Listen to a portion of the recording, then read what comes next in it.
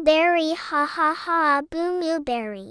घने और हरे भरे जंगल में एक विशाल हाथी रहता था। उसका नाम था गजराज। पूरे जंगल में उसके ताकत की चर्चा थी, लेकिन इसी ताकत की वजह से उसके दिल में घमंड भी आ गया था। गजराज को लगता था कि छोटे जानवर किसी काम के नहीं।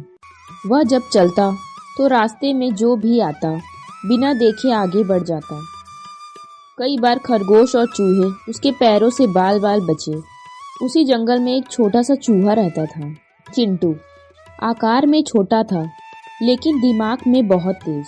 वह सबको सम्मान देता था और समय समय पर सबकी मदद भी करता था।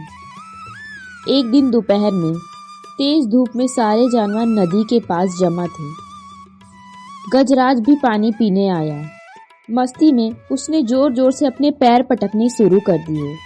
पास के चूहों के बिल टूट गए। डर के मारे सारे चूहे बाहर आ गए।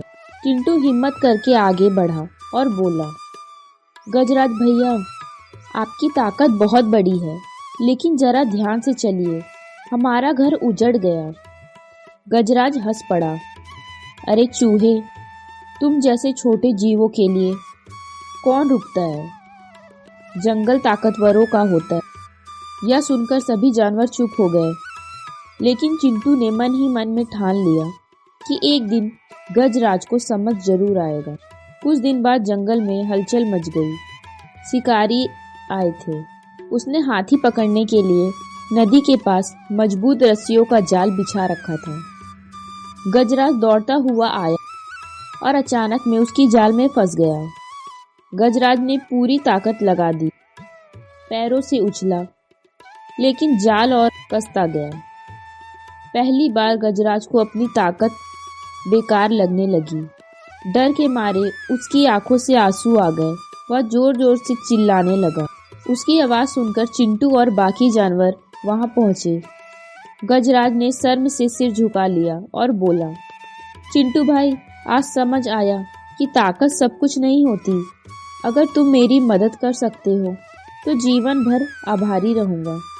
चिंटू मुस्कुराया और बोला, गलती समझ लेना ही सबसे बड़ी अक्ल की बात होती है। चिंटू ने अपनी नुकीली दांतों से रस्सियां कुतरना शुरू किया। धीरे धीरे जाल ढीला हो गया। थोड़ी ही देर में गजराज आजाद हो गया। गजराज ने चिंटू को सबके सामने कहा, आज से जंगल में कोई छोटा या बड़ा नहीं, जो समझदार है वही सबसे बड़ा। उस दिन के बाद गजराज सबकी मदद करने लगा। वह नदी में धीरे चलता, छोटे जानवरों पर ध्यान रखता, चिंटू को अपना सबसे अच्छा दोस्त मानता। जंगल में फिर से हंसी और खुशहाली लौट आई।